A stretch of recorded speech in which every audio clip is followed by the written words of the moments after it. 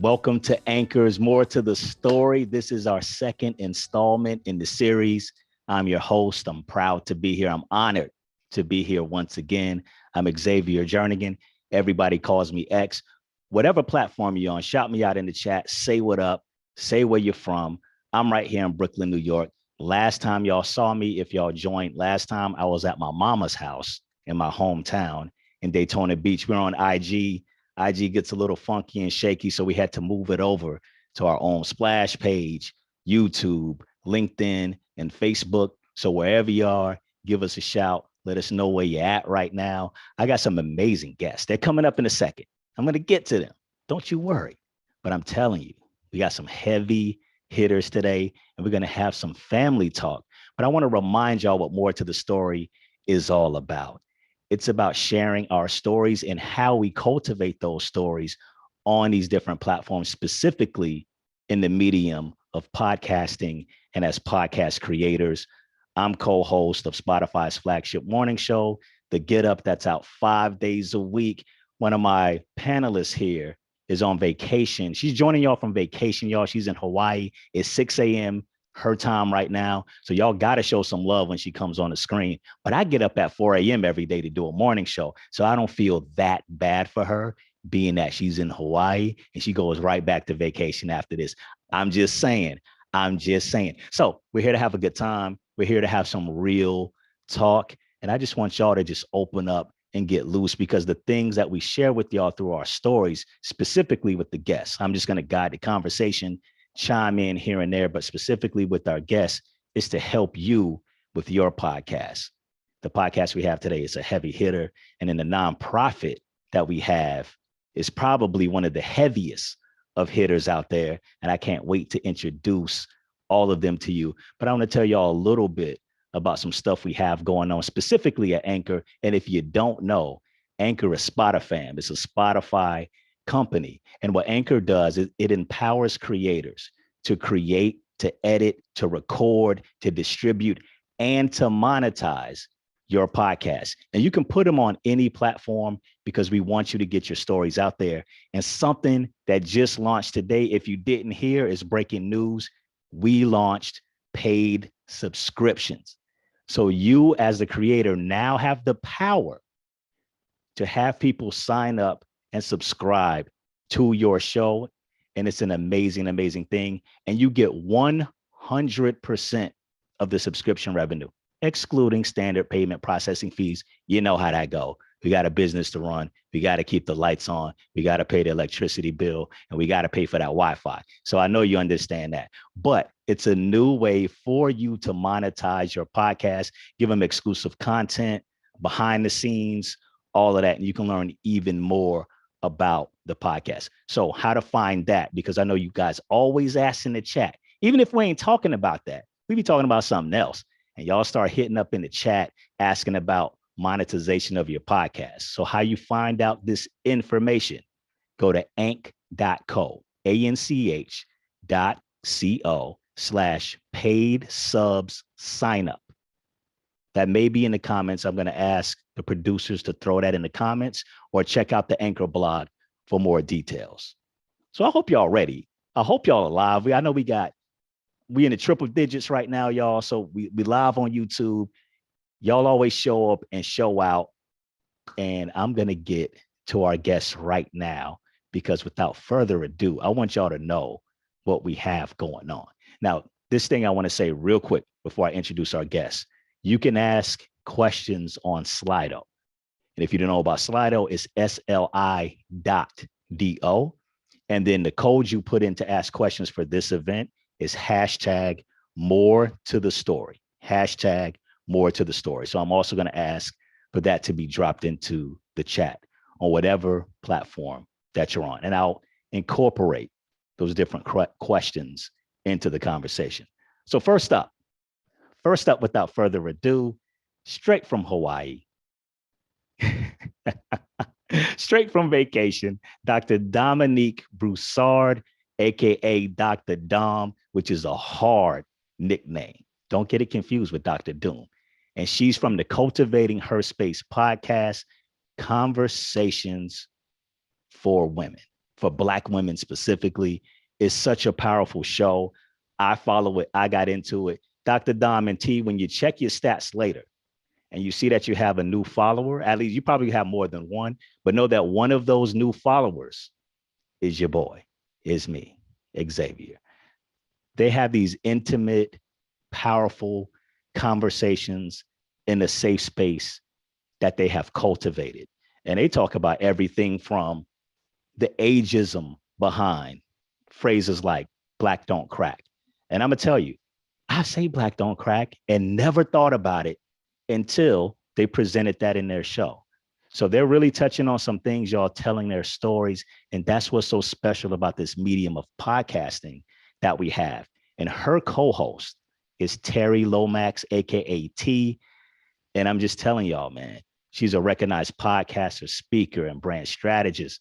Dr. Dom is a licensed psychologist, and they putting it down, man, and partnered with them because this is what we do for More to the Story. We partner creators on the podcast side that use Anchor, and then we partner them with a big time nonprofit to share how we bring these stories to life, how they work together, and how we all bring these stories, to life and give them a platform.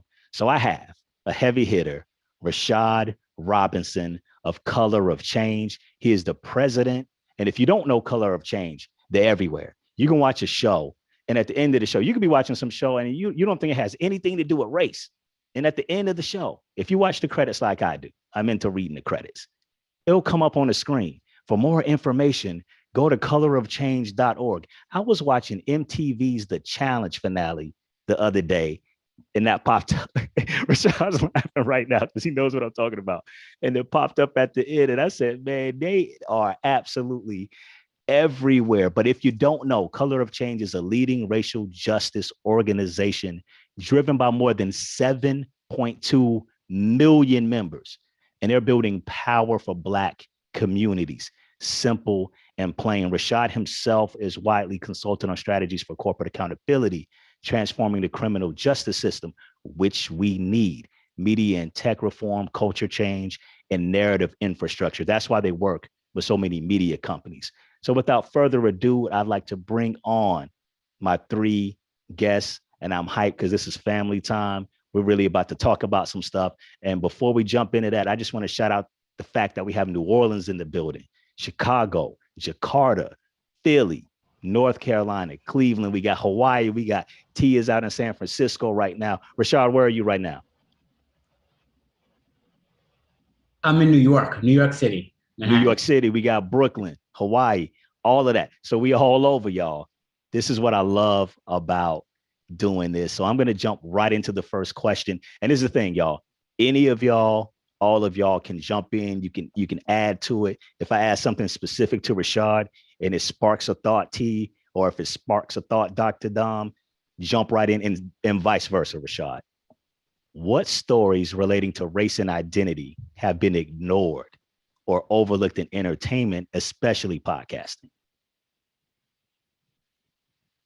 Well, I am just going to jump into this one. I want to say Black maternal health, and I want to jump in because I have a baby that is less than 2 months. You might hear her in the background, so I just want to put that out there. That's a beautiful thing. That's a beautiful sound if we hear that. Thank you. I got to say this too then, since you want to talk about your 2-month-old, which is a beautiful thing. I have a new nephew that was born this morning at 5 a.m.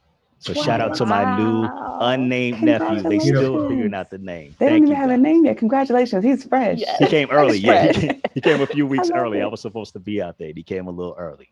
Wow. Yeah. So, I mean, that's a big thing for us, in our community. Mm-hmm. Black women are 3 to 4 times more likely to die from a pregnancy-related death as opposed to like white women, right? So I think that's something that isn't talked about a lot. But then also, I think many of us would agree that prior to 2020, specifically when George Floyd, Breonna Taylor, Ahmaud Arbery were murdered, white supremacy was a topic that many people did not want to touch. That's right. But it sounds like now it's a conversation that we're having in mainstream media more often. But for Black people, this has been a conversation we've been having. Like, our ancestors have experienced this. So now the world is kind of catching on. So I think those are two that are top of mind as far as the subjects that aren't talked about often. Can I toss out something out there on the subject of you just having a baby 2 months ago and the mortality rate with Black women in pregnancy? My brother was just talking to me this morning about the fact that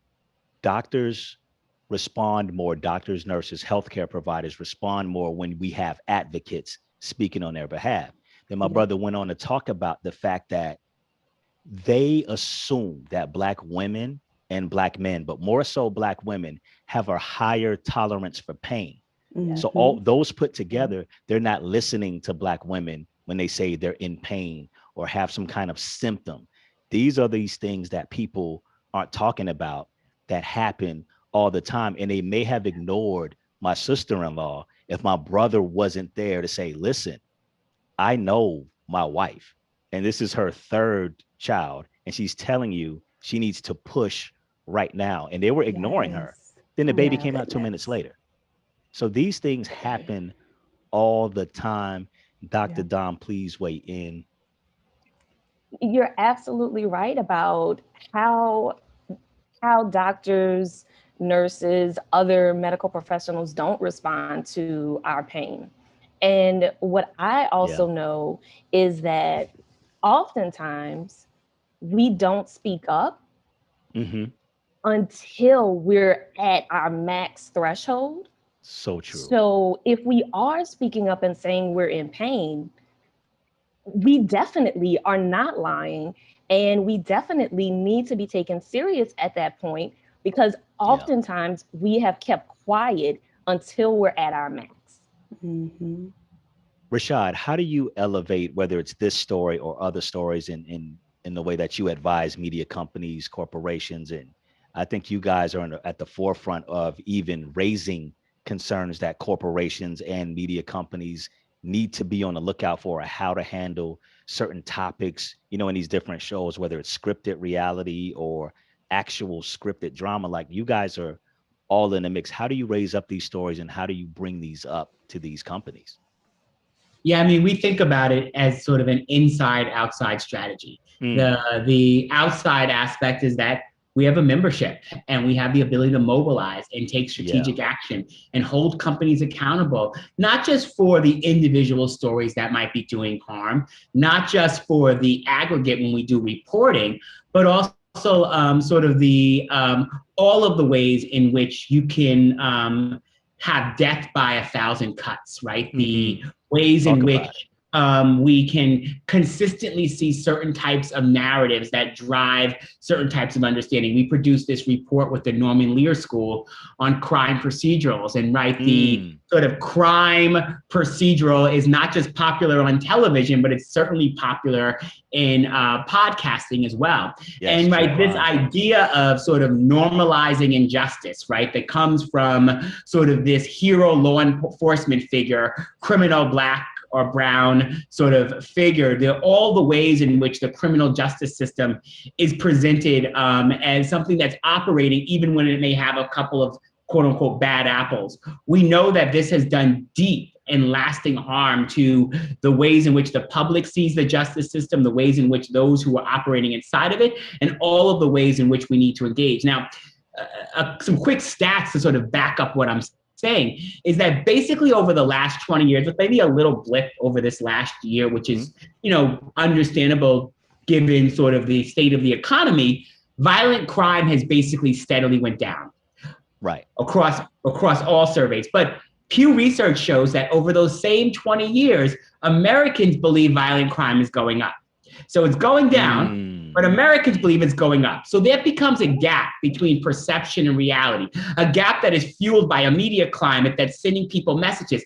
That gap is not just a kind of benign gap, right? It's a gap that actually informs what communities may be asking for in terms of policing. It may inform in terms of what Congress may believe is necessary and so we end up in this situation where media companies are incentivized to tell one story because it drives profits, it drives viewers, it drives ears and eyes. And then we have, on the other hand, a very different reality that's happening in communities and sort of demands that are not being heard, right? We watch crime TV and crime procedural shows, even when we think about who's a victim of a crime.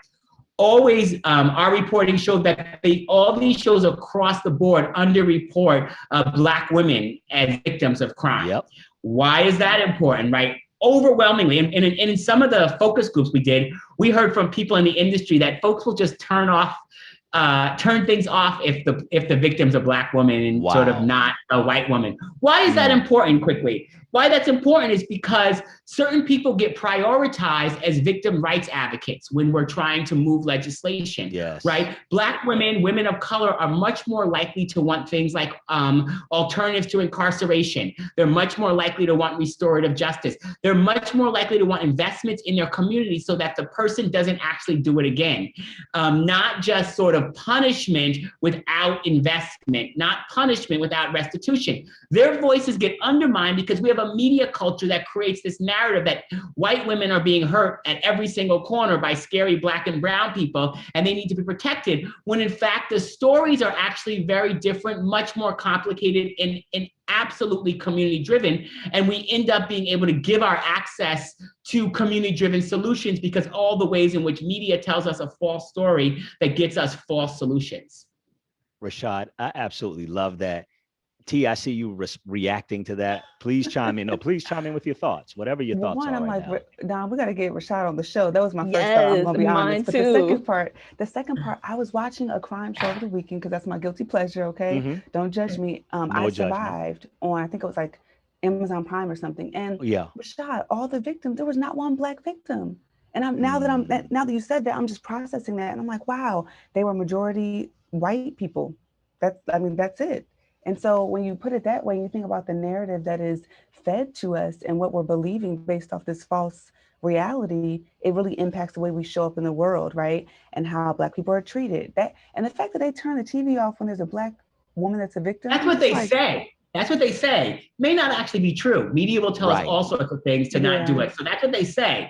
And yeah. That's heartbreaking. It is. And the reality is they may not even have data. They may not even be built where they have data to show how far into a show where somebody turns it off. So they're suggesting that they have, even the tools that can tell you, oh, at minute 11:02, when they mentioned Black victim, the TV's turned off. Is that actually accurate or not? Probably not, especially if it's not a streaming platform. If it's like network TV, that's probably not true because ratings on network TV have historically come from surveys and from people who have Nielsen ratings boxes in their homes. And how many people have you met that actually has a Nielsen ratings box in their home? So there's a whole bunch under that too. Like when your favorite show that every Black person watches got canceled and they said the ratings were low, you got to question that too.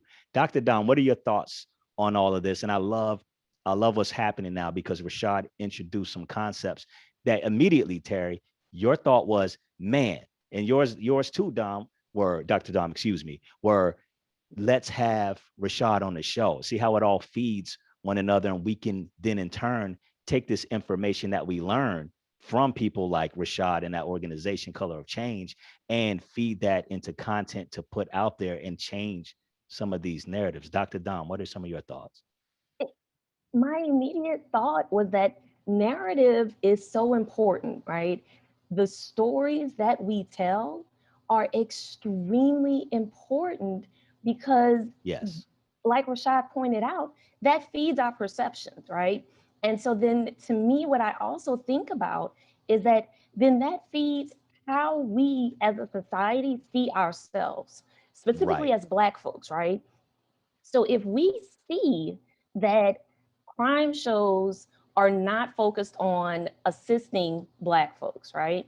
So then that feeds the narrative in addition to our own lived reality that we can't trust law enforcement, right? Right. And then it also feeds the narrative that no one's there to help us. Mm-hmm. And that as Black women, we are constantly being asked to put everyone else before ourselves. Yes. A conversation I have with one of my closest friends, Natasha, a Black woman, she raises the question essentially rhetorically, and she often asks who's protecting Black women? We're the last to be protected. This is what she says to me. And then we have conversations about it. And then, you know, there have been times that where I gotten frustrated. I'm like, I don't leave until you walk into your house. How are you going to say? But I know what she's talking about, like, because it's been multiple conversations. It's things like you brought up T to start. It's things that happened to my sister-in-law this morning while she's trying to give birth to her third son. It's things that you brought up, Rashad. So all these different things come up in the thought that comes to mind. And this goes back to something you said in the first answer that you gave, T, was about, you know, George Floyd. And we had the verdict last week in the Derek Chauvin trial, and names like Ahmaud Arbery. Is this concept of trauma? Dr. Dom, you're a licensed psychologist, but trauma is constantly relived by us. It's relived by all those witnesses who watched George Floyd get murdered and then get treated and get painted as an angry mob when they were just having outrage and seeing someone murdered on the street. But then you also have shows that are basically wallowing in the trauma. You know, some people are calling it like trauma porn. You know, so what are your thoughts on that? I want to hear from Dr. Dom, you know, from a psychologist standpoint. Rashad, I want to hear on your thoughts on that, from what Color of Change is doing. And T, I would love to hear your thoughts as well. So my first thought is stop showing it, right? Like to every news channel, stop showing the videos. And I know that there are folks out there that say that it's important for America to see it, to understand it. But that is, I push back against that, because that is constantly traumatizing Black folks, right? That we are experiencing what could be called secondary trauma, vicarious trauma. But every time we turn on the news and we see a video of one of our Black brothers or sisters being murdered, that we are reliving that trauma. And we know the negative effects that trauma has on the mind, body, and soul. And I think about, because we are constantly seeing it, then we are living in this space, Black and brown folks are living in a space of constantly engaging in what we call racial battle fatigue. So we see it in the news, we live it in our day-to-day lives, whether it's in our neighborhoods, in our jobs. We are constantly battling racism and white supremacy on multiple fronts. And that frequently has a negative effect on, like I said, our mind, body, and soul. So we're going to start to see, or we continue to see, our physical health declining. So when you are experiencing high blood pressure, when you are constantly having panic attacks, when you are feeling like you can't get out of bed, or you don't want to turn on the TV, you don't want to engage in the world around you. I've been there. Because of everything that you are constantly being exposed to and living through, we shouldn't have to continue to live like this. Rashad, what are your thoughts?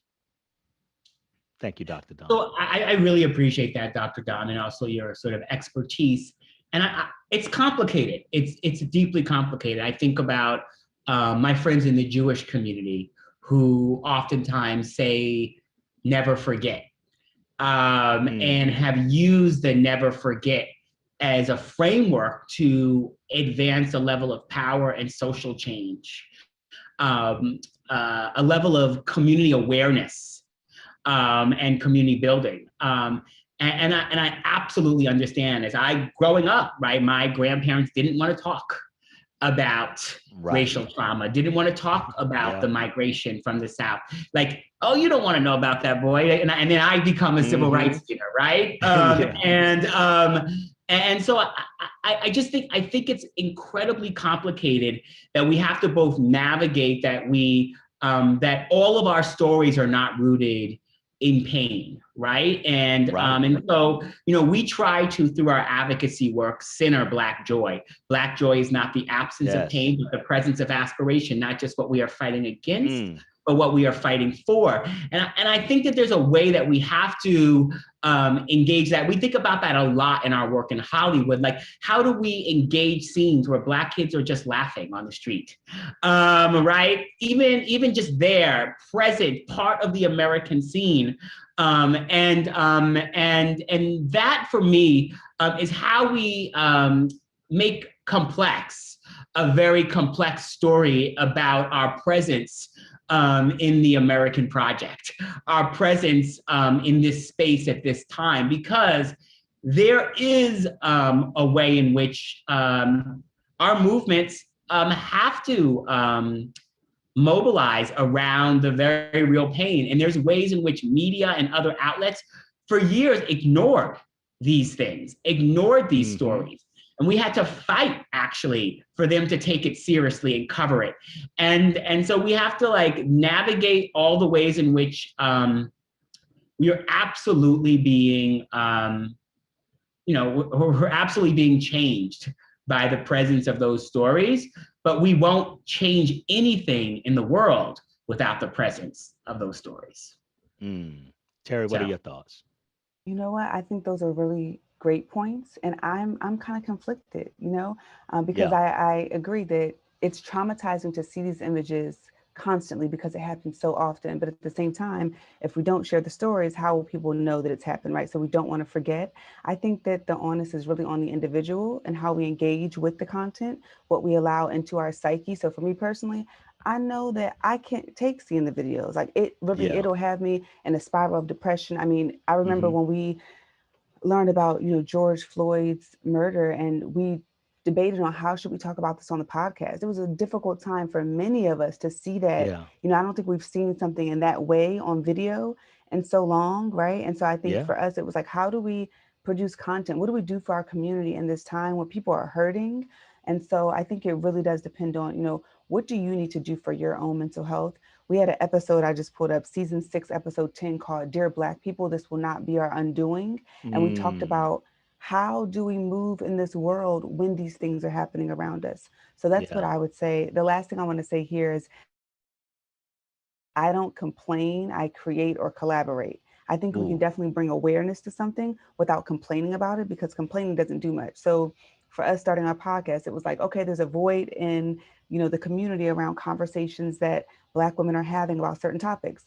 Okay, we can't blame it on the man and say, complain about, oh, they're not doing this. We're going to create something that answers the need that we have in our community. So Terry, Dr. Dom, I want to ask y'all, what were the conversations like? You mentioned it for like briefly there, Terry, but what were the conversations you guys had around how to talk about George Floyd's murder, and where did you land on it? So from what I can recall, our conversations were really centered around what can we do to uplift the Black women who are listening to us, right? To figure out what are the ways, help them identify what are the ways in which they may be experiencing this that they're not necessarily aware of, right? So, with me being a licensed psychologist, I constantly think about things from that mental health perspective. And so thinking about how we can still have the conversations, and Rashad, to your point of raising awareness, right? Because I agree that we should be talking about it, but how can we engage our community in a way in which we're not re-traumatizing them? Because for me, that's the last thing that I want to do. I don't want to be a contributor to the trauma.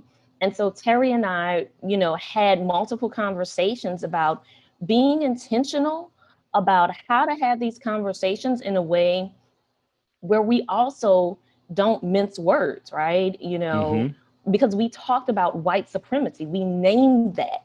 Right. And I think that until we name what it is, what is really happening, it's hard to move forward. It's hard to begin that healing process until you name and acknowledge what it really is. Dr. Dom, you just talked about some of the mission of your show. And you said, you wanted to make sure that you uplifted Black women in this shared safe space. Rashad, I want you to talk about some of Color of Change's mission. I know it's to create a more human and less hostile world for Black people, but how do you specifically execute that on a day-to-day basis? On a day-to-day basis, we work to build power, right? We have this framework of not mistaking presence for power. Presence please is talk about that. Please. Presence is visibility, awareness, retweets, shout outs from the stage. Presence is not bad. But when we mistake presence for power, we can sometimes think we've done something that we haven't done, right? There's a lot of folks building incredible presence, and that's important. But we're an advocacy organization. Our bottom line has to be justice. Our bottom line has to be social change. And so we actually have to build power, because power is the ability to change the rules. But when we mistake presence for power, we can mistake a Black president for thinking that we are post-racial.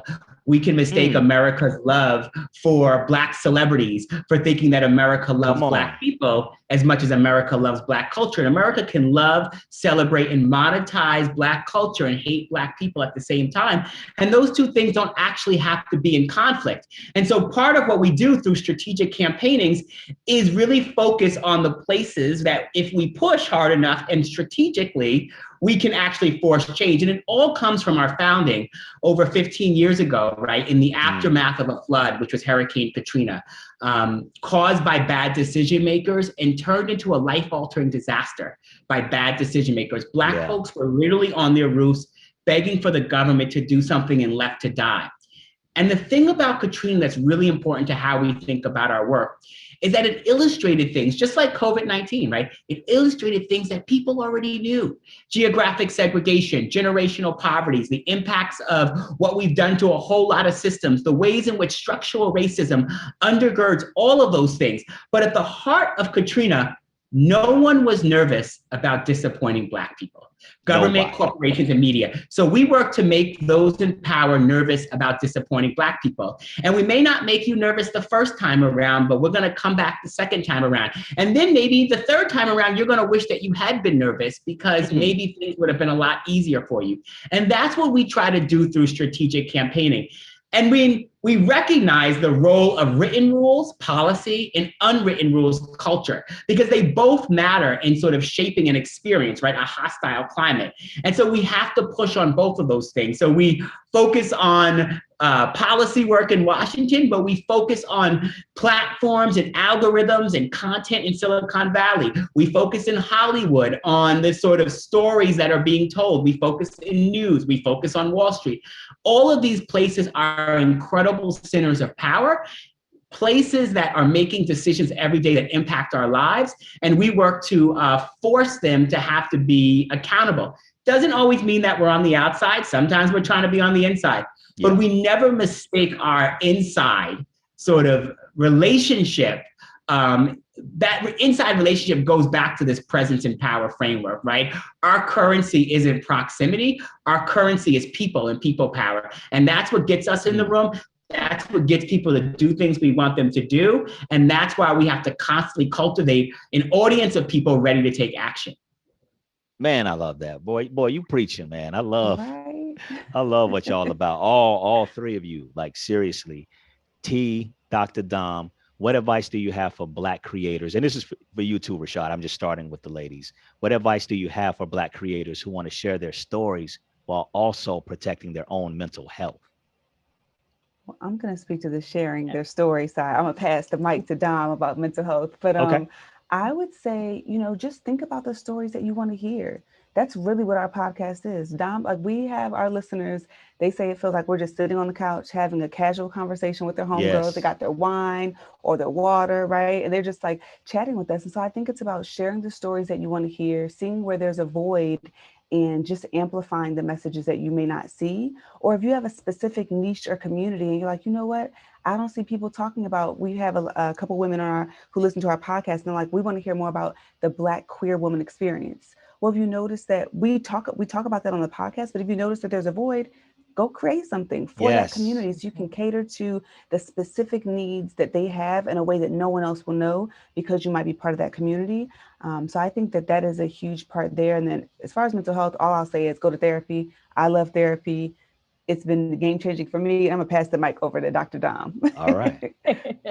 Yes, in terms of protecting our own mental health, I think that, you know, as we're doing this work, it is important. And like T said, so like go to therapy. So I'm your therapist who has a therapist, right? And so I am a strong advocate for addressing your mental health needs and protecting your mental health needs.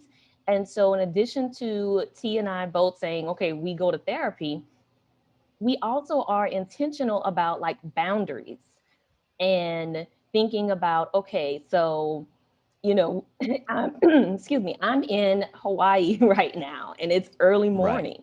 Right.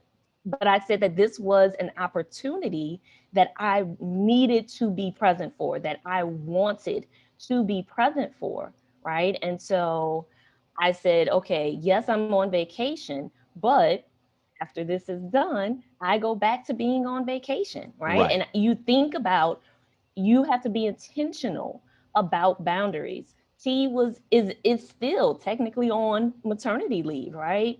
And so, but we are constantly checking in with one another about what it is that we need to show up for each other and show up for our community. And then we support each other in what those needs are.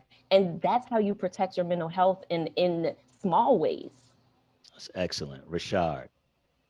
First of all, I'm loving Dr. Dom and Terry. So me too. Really appreciating being on. I'm taking notes from all y'all. My notes have been filling up quick.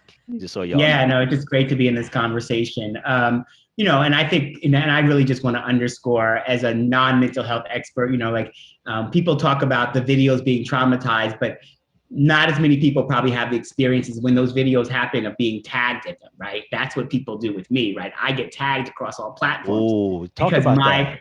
Because it's like, you know, like, it's like, you know, a firefighter, you call the firefighter when there's a fire, right? And so people tag me in it, like, what are you going to do about this? All times of the day, right? So like, you know, like if I wake up and open my phone at 2:00, there'll be something I am tagged in or something, some horrible story that's emailed and I've had to create a way to live and exist, right? Because, you know, you want to be able to engage with, you know, the person you don't see very much from college on IG. Right. But, you know, if you turn on that IG, your conversations, and, you know, some people have really great, interesting, sexy DMs, and I have DMs of people's injustice. That's the thing. But I will say, in terms of story, and I'll focus just a little bit quickly on the justice piece of it, just because that's my bailiwick, is that, yeah, far too often we tell stories of injustice,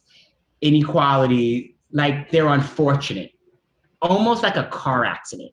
They just kind of happened, rather than stories that are unjust and really sort of point us to the systemic nature of how something happened, right? Even when we talk about solutions, we oftentimes talk about solutions that are centered on one person overcoming something rather than the system having to actually be challenged. What that ends up doing is it gives us charitable solutions to structural problems. Charitable solutions can make us feel good in the short term, but they actually don't add up in the long term. It's like sending water bottles to Flint instead of cleaning up the pipes. Absolutely, you want to make sure people have water on the front end. Never deny. But you want to know that, like, you don't want to be sending people water for the rest of their lives. You actually want those pipes to be clean. And that actually requires structural solutions to those problems. We just don't want to do inner city learning days at schools. We actually want to deal with the fact that public education is deeply unequal. We just don't want reentry programs. We want to end mass incarceration. And so if we don't deal with the sort of structural stories, and how this oftentimes adds up in terms of stories we tell, is that we far too often are in the active voice when we talk about communities and the passive voice when we talk about systems.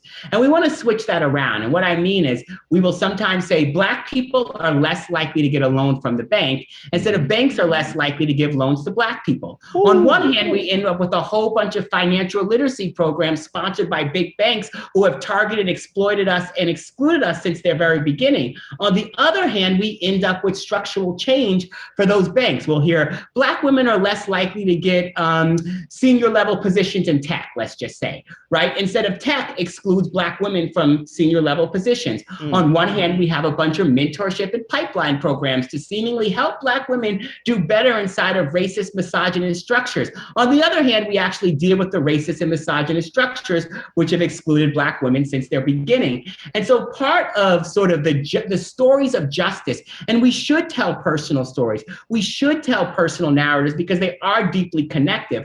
But if we don't connect to the concrete harms, if we don't point people towards the systemic nature, we end up with people asking themselves what's wrong with Black people, not what's wrong with the systems that have hurt, harmed, and excluded Black people. We will hear people say, Black communities are vulnerable. And I'm like, vulnerability is a personal trait, right? Dr. Dom, I'm like, Dr. Dom, like, if I'm feeling vulnerable, I need to call my therapist and I need to have a personal conversation to deal with like the idea that like, I'm like going through some stuff.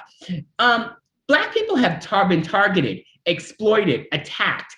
Any community that has dealt with a level of attack, this is not vulnerability. This takes away the sort of the sort of story and the reality of what's been done to the community and makes it all about the community just fixing itself, which we all want to on an individual level do the work on ourselves.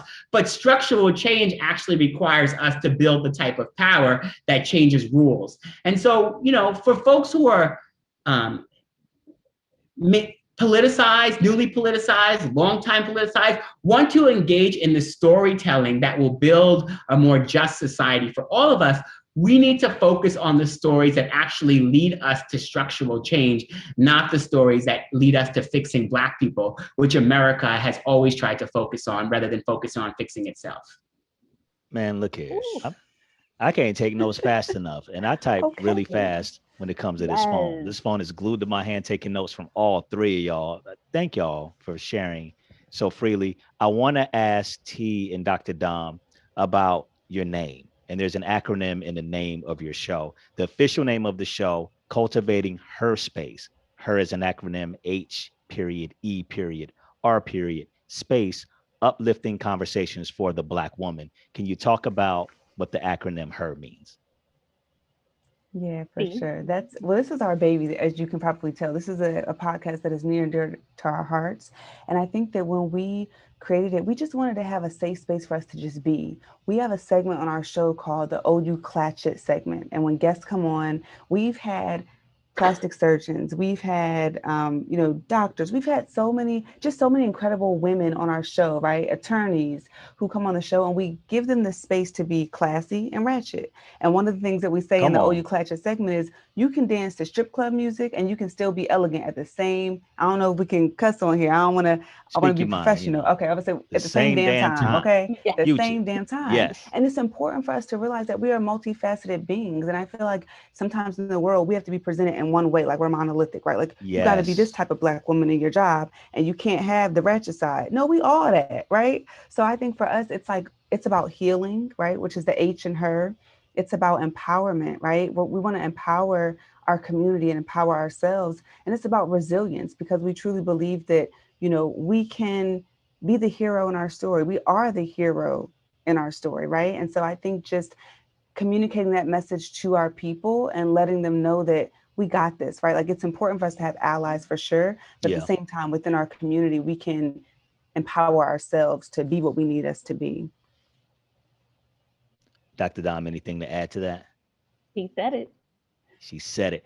I got a question for you, Rashad, specifically about being interviewed, because, I interview a lot of people for the Get Up Spotify's morning show.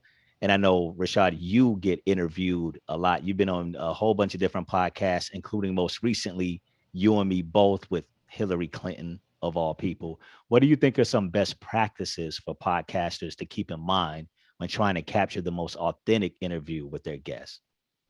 That's a really great question. I think the thing I love most about podcast is discovery, right? The journey that you can be on, the way that the medium can work. And so the podcast where I feel like the host is on a journey and I can be part of that journey, that allows the audience to come in.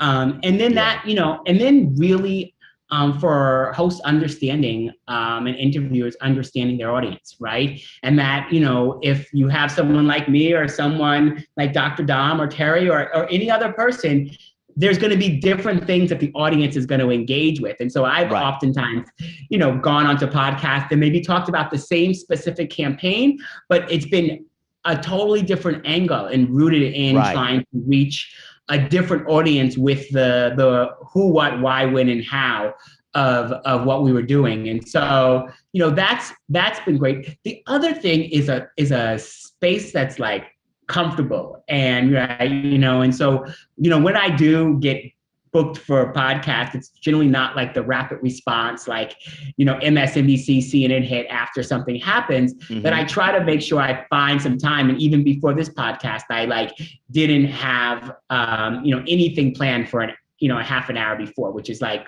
kind of rare. There were no meetings. And so, I was like, sitting, going through my notes, checking my email, but like getting my head right. And so I think that for podcasters as well as like doing the pre-work to try to make sure people are not just rushing from one thing to the other, but can actually give you authentic space, because these things get to live longer than some of the other types of interviews that end up happening. I completely agree. I feel like podcasts are like audio time capsules. So it's really a sacred space. And one of the tricks that I do as a host and an MC is I like to spend time when possible with my guests, just to break the ice. If we haven't met yet, a lot of people I interview, I may have met before or worked with, like artists or actors or what have you. But I like to sit with them, talk to them, let them know, like, I know where you coming from. Like, we the same kind of people, no matter who they are. And that immediately lets them know, okay, I can let my guard down, because it's the version of the people that you're going to interview that have their guard up when they walk in, and they're going to keep that guard up. Or you can get the version where they feel safe, and then that, they're not going to feel like an attack is going to come out of left field, or that you actually know who they are. Like, I'm not interested in anybody coming on just being a promotional stop. Like, I don't care what the name is. I want them to want to be there, to be interested in what we're doing, and then that we can go on that journey that Rashad is talking about. So that part is important to me. Terry and Dr. Dom, you guys are in the midst of your 10th season. You have 13 episodes per season. So we have a question for a podcaster that I would love for you to answer. Do you have tips on how to be more consistent with publishing and putting out content? Because y'all keep it coming. I said all that just to point out the fact that y'all keep these episodes coming weekly. So can y'all talk about Friday? that? Air Friday. Air Friday. Dom, you want to take this or should I? I could do it. Okay. I just want to share with everyone and be clear about like how consistent we are and how dedicated we are to this process. Yeah. That, as I mentioned earlier, T is still on maternity leave, right? And I mean, her baby is less than 2 months old. And when she went on leave, in preparation for her going on leave, we said, okay, we need to be consistent. We want, and we know our listeners want, episodes air Friday, right? Air Friday. No breaks. So in the couple of months leading up to her going on leave, we were intentional about setting up days where we bulk recorded episodes. Yep. And so that we could make sure that we had content available Air Friday. And X, I just want to add something. I think that us releasing these episodes every Friday and being this consistent for 2 years, not missing a day, not taking anything off. I've never been more consistent with anything outside of like brushing my teeth. And so for Dom and I, it's a Wow. really big deal. You do have because white we've been teeth. through. Very Thank white teeth. you. Very- Thank you. Very well. we this is a big task for us because we're both working women. You know, I just had the baby and Dom, you know, just got her license, and we're working on so many other things, but you make time for what's important to you, right? Right, right.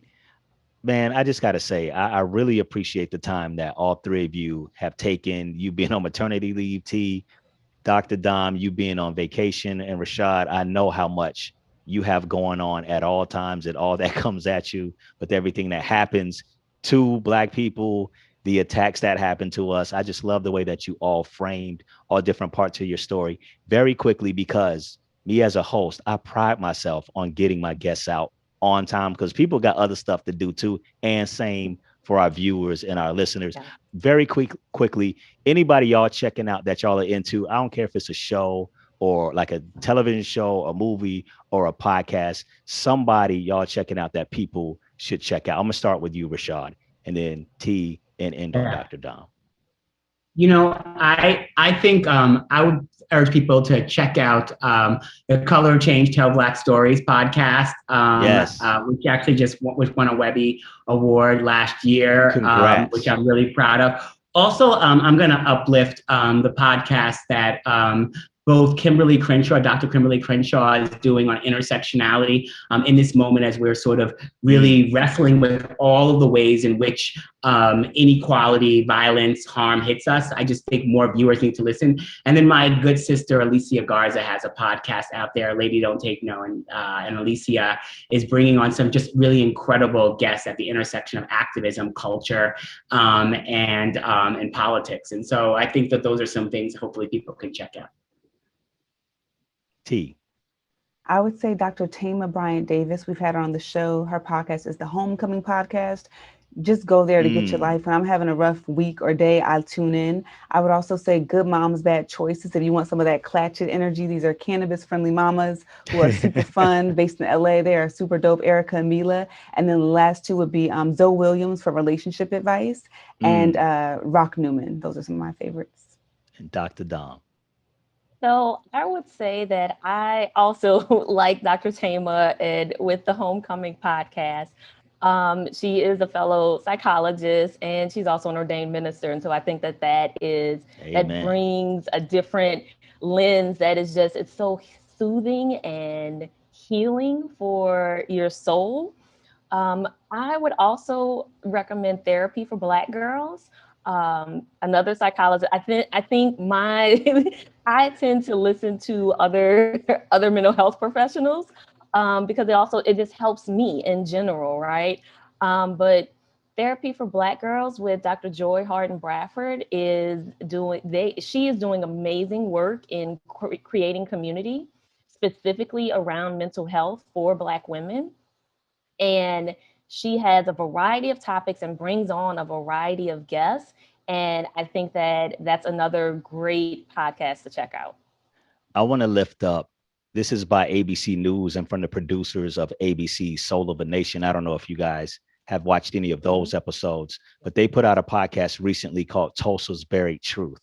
And it's all about Black Wall Street and the discovery of new unmarked graves underneath Tulsa. So they can finally get to this history that has been swept under the rug due to a lot of trauma, due to threats, due to a lot of different factors. And it's a history that's not fully been told and it's still unfolding before our eyes. So I highly recommend that. All these podcasts are available on Spotify. And I must say, if you haven't checked it out yet, check out The Get Up. That's Spotify's daily morning show. It's out Monday through Friday, 7 a.m. Eastern. It's hosted by two Black men and a Latina woman. And we're the face and the voices of Spotify show. We cover the daily headlines, give our opinions on them, pop culture stories, interview. We talk about music, all of it. And we touch on some of all these topics. So I'm going to have all of y'all on soon. So y'all will be hearing from me. Thank you for your time. Thank you for your wisdom and your knowledge. I learned from every one of you. Dr. Dom, enjoy your vacation. Congratulations to you, T, on your new baby, 2 months old. And Rashad, brother, keep doing what you're doing. It matters. You're moving the needle. God bless you. God bless all of y'all. Thank you, guys. This has been another Anchor More to the Story event. Thank you for all of you who tuned in. We do not take it lightly that you take time out of the middle of the day to hear from us. And we hope you got something from it to make your podcast stronger so you can tell your story and shed light on things that need to happen in your communities. Thank y'all. I hope you have a wonderful day. We'll see you soon. Peace.